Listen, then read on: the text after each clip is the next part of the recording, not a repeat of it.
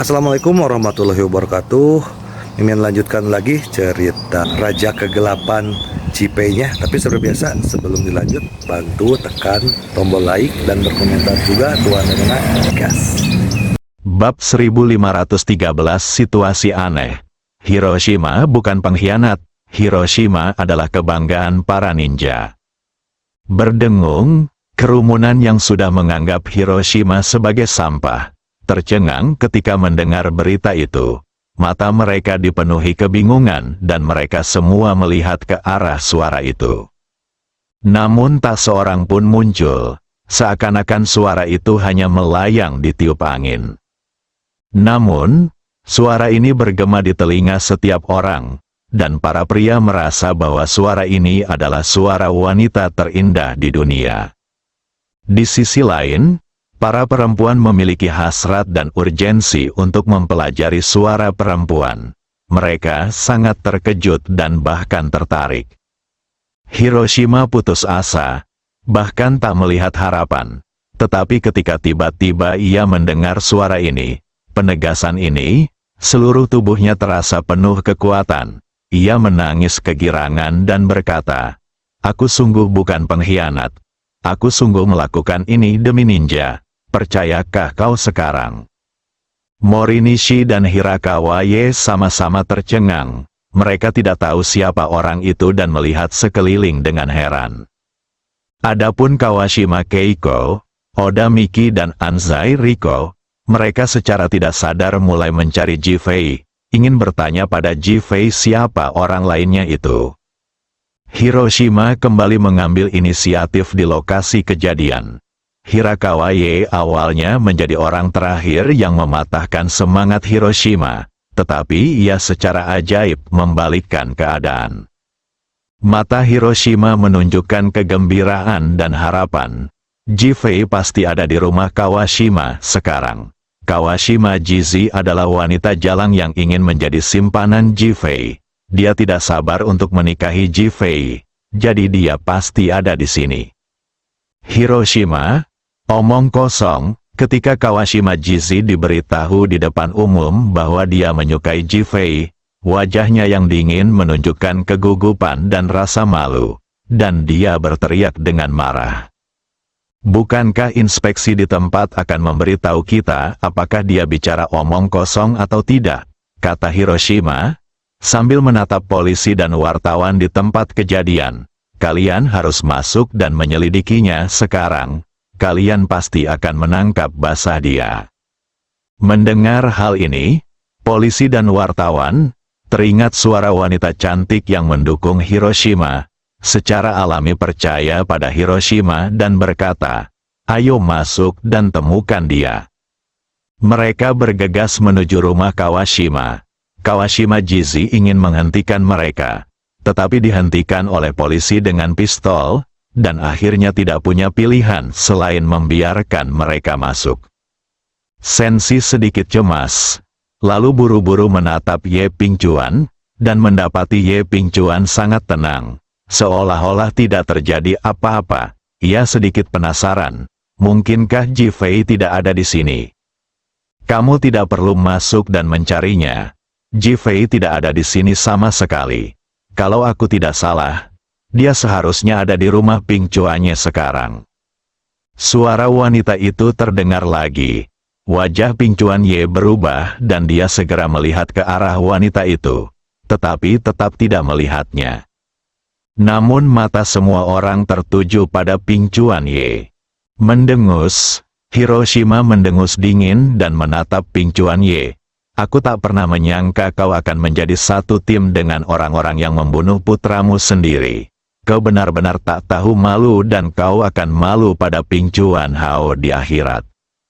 Desir, para wartawan di tempat kejadian mengarahkan kamera video dan perekam video mereka ke Pingcuan Ye, ingin mengungkapnya. Ekspresi Pingcuan Ye agak buruk, tetapi ia tetap menarik napas dalam-dalam dan menatap Hiroshima dengan sinis. "Entah siapa yang mencoba bersikap misterius di sini. Apa kau benar-benar percaya omong kosongnya? Biar ku beritahu, Jifei sama sekali tidak ada di rumah kami. Kalau tidak percaya, kalian semua bisa pergi ke rumah kami untuk memeriksanya. Meskipun Ping Chuanye terkejut dengan wanita itu dan tidak tahu siapa dia, fakta bahwa dia mampu secara akurat memberitahu keberadaan Ji Fei menunjukkan bahwa dia sangat cakap. Akan tetapi, dia bersikap sangat tenang dan bersikeras bahwa dia tidak ada di sana dan menolak mengakuinya. Hiroshima ingin terus memarahi Ping Chuanye, tetapi melihat Ping Chuanye begitu tenang dan lawan bicaranya tidak lagi berbicara, ia sedikit bingung. Ia tidak mengerti maksud lawan bicaranya, jadi ia tidak mengatakan apa-apa, hanya menunggu suara wanita itu. Namun suara wanita itu tidak muncul. Melihat ini, Kawashima Jizi punya ide di benaknya dan menatap Hiroshima. Kamu tadi bilang orang-orang ini ada di rumah kita. Kita akan menggeledahnya sekarang atau tidak? Mulut Hiroshima berkedut 2 kali. Tentu saja mereka tidak bisa digeledah, tetapi ia enggan melakukannya. Jadi ia tidak tahu harus menjawab apa. Lagi pula, wanita itu sudah mengatakan dia sudah pergi. Mendengus, karena kau tidak mau mencari. Sekarang ceritakan pada kami tentang pembunuhan pamanku Kawashima Seisuke. Meskipun Kawashima Keiko penuh kebencian terhadap Kawashima Seisuke, dia tentu tidak akan melewatkan kesempatan untuk merebut Hiroshima atau bahkan menghancurkannya. Ya, kami dihasut oleh Hiroshima untuk bertempur bersama Kawashima Seisuke dan hampir mati. Morinishi berbicara lagi dengan cepat. Hiroshima cemas, karena situasinya kembali seperti sebelumnya. Ia melihat ke arah suara itu dan ingin berdoa. Tiba-tiba semua orang merasakan hawa dingin seperti bulu kuduk meremang di belakang mereka. Mereka semua menoleh ke belakang dan melihat Kawashima Seisuke berlumuran darah, berjalan ke arah mereka selangkah demi selangkah. Kawashima Seisuke, Hiroshima berteriak. Namun, Kawashima Seisuke bagaikan orang tanpa pikiran. Ia hanya berjalan kebingungan tanpa berkata sepatah kata pun dan mengabaikan Hiroshima. Kilatan ketakutan melintas di mata Morini. Bagaimana mungkin? Bukankah Kawashima Seisuke sudah mati? Bagaimana mungkin dia hidup kembali? Bukankah dia baru saja benar-benar mati? Dia bahkan menyesal tidak memeriksa apakah dia benar-benar mati. Dia segera melihat sekeliling, tetapi tidak melihat ninja lain yang terbunuh, dan dia menghela napas lega. Pada saat ini, semua orang telah melihat Kawashima Seisuke dengan jelas. Tetapi mereka bahkan lebih terkejut dalam hati mereka, karena Kawashima Seisuke memejamkan matanya dan tidak melihat ke jalan sama sekali. Bila diperhatikan lebih teliti, dadanya tampak tidak bergerak sama sekali, malah rusak parah, seakan-akan cekung karena benturan keras. Apakah ini orang yang hidup? Rasa dingin mulai tumbuh di hati Hiroshima. Ada juga ketakutan di mata Kawashima Keiko. Menabrak. Polisi dan wartawan di tempat kejadian semuanya minggir dan menatap Kawashima Seisuke dengan ekspresi ketakutan yang mendalam, seolah-olah mereka telah melihat dewa kematian. Tentu saja, ia juga lebih mirip setan. Kawashima Seisuke, apakah kamu sudah mati? Suara wanita itu terdengar lagi, dan Kawashima Seisuke, yang matanya terpejam dan tampak tidak responsif, tiba-tiba membuka matanya. Ketika semua orang melihat, banyak orang langsung menutup mulut mereka, dan beberapa orang yang malu-malu berteriak ketakutan dan kemudian jatuh ke tanah. Karena ada lubang di matanya, rasanya seperti tidak terjadi apa-apa. Yang paling dilebih-lebihkan adalah sepertinya ada darah yang mengalir keluar. Udara di tempat kejadian menjadi sangat dingin dan menakutkan. Aku mati, suara Kawashima Seisuke tiba-tiba terdengar. Ya Tuhan, Kawashima Jizi tak kuasa menahan teriakan ketakutan saat mendengarnya. Itu suara pamannya. Ji Fei lah yang memaksaku mati, Sensi dan para pengkhianat lainnya yang membunuhku bersama-sama. Aku tak mau mati. Aku mau balas dendam. Aku mau balas dendam. Suara Kawashima Seisuke mulai menjadi tajam, dan bahkan sedikit gila, dan tubuhnya bergegas menuju Morinishi. Wajah Senshi pucat pasi, ia berdiri di sana tanpa reaksi apapun dan lupa menghindar. Bab 1514. Di balik layar ini semua orang di tempat kejadian terkejut. Bagaimana orang mati bisa berjalan? Bagaimana orang mati bisa berbicara? Mungkinkah orang mati berubah menjadi hantu? Meskipun orang-orang di negeri yang berbeda dengan orang-orang di negeri Long, banyak orang di negeri yang masih memiliki konsep hantu dan dewa, bahkan gagasan tentang hantu dan dewa.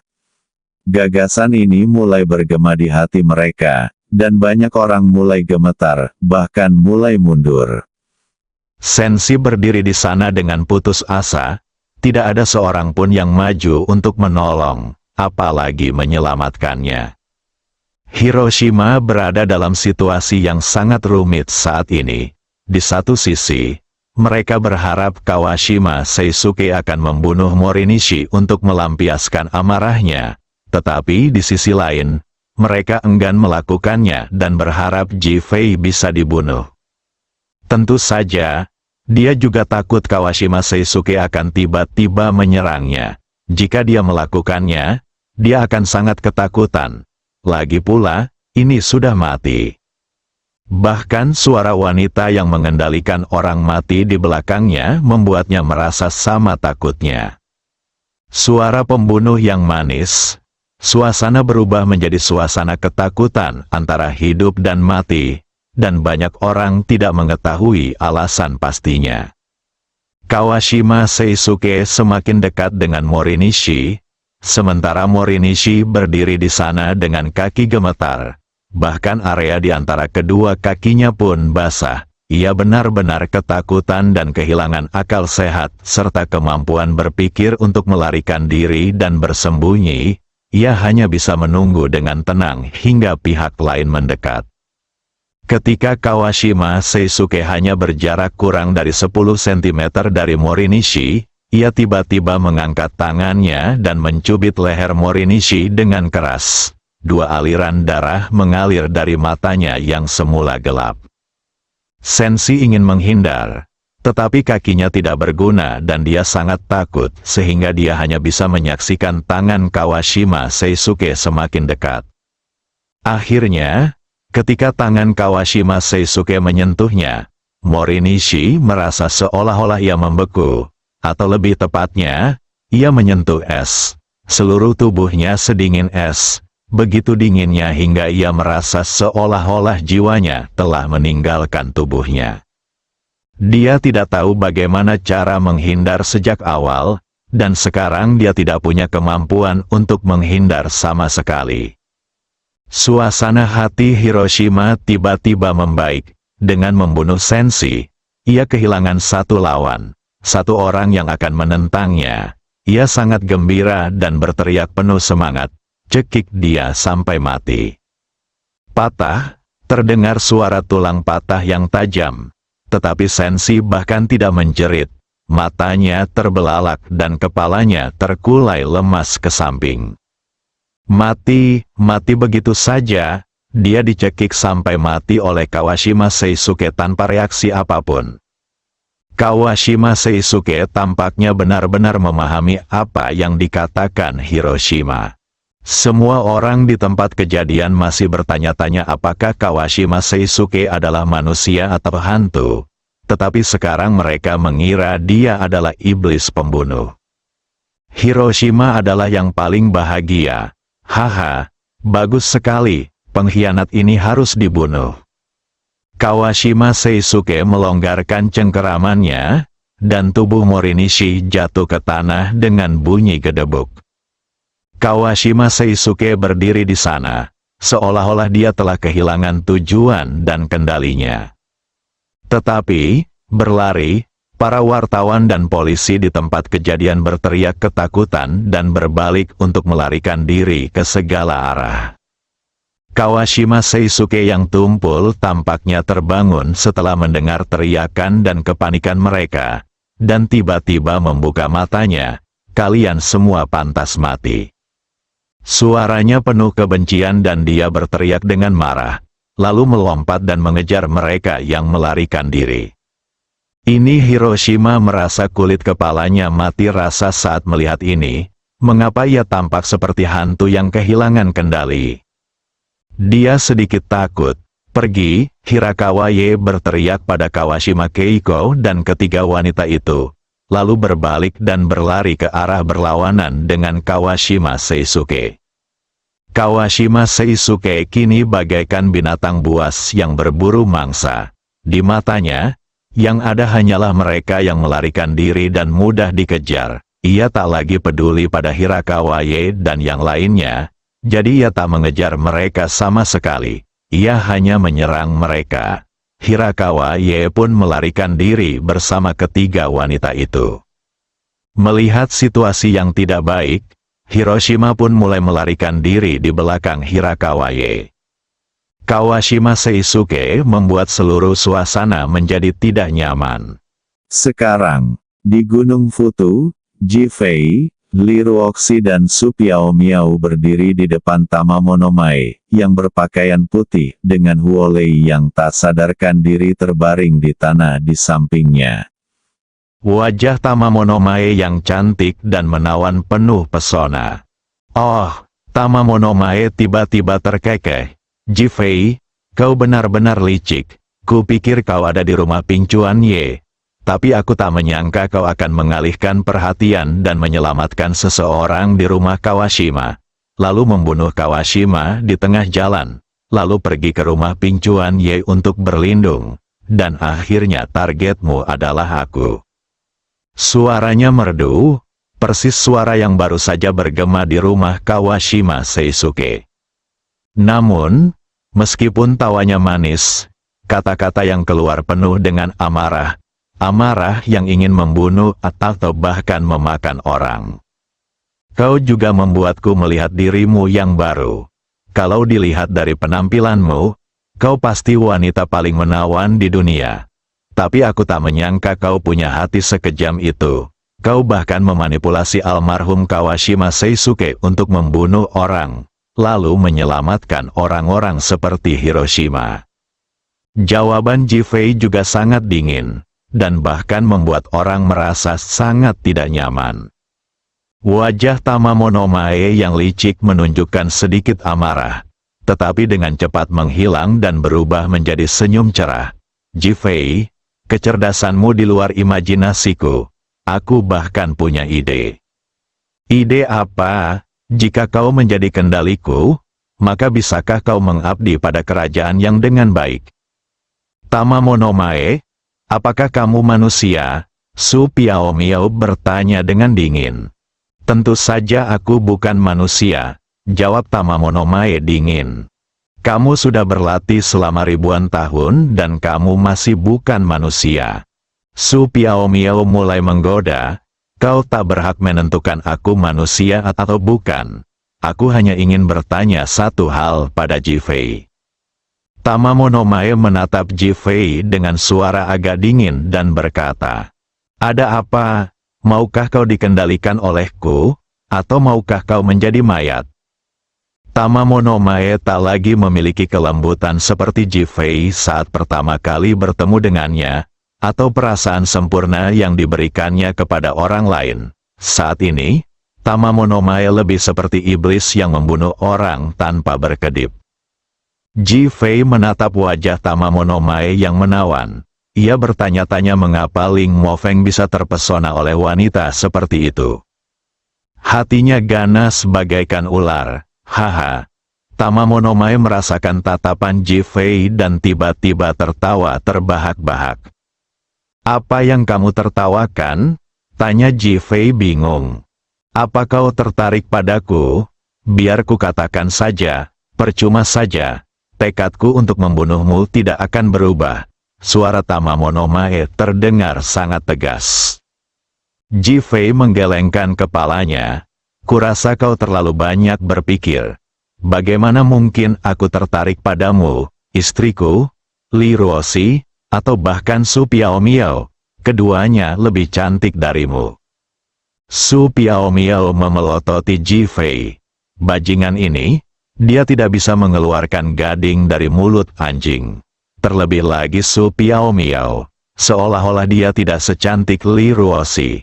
Ya, bisakah Li Ruoxi dibandingkan dengan kecantikannya sendiri? Ketika Tamamonomae mendengar kata-kata Ji Fei, dia tiba-tiba tertawa lebih keras, dan niat membunuh di tubuhnya menjadi lebih kuat. Hal ini membuat Ji Fei makin bingung dan heran. Bersambung.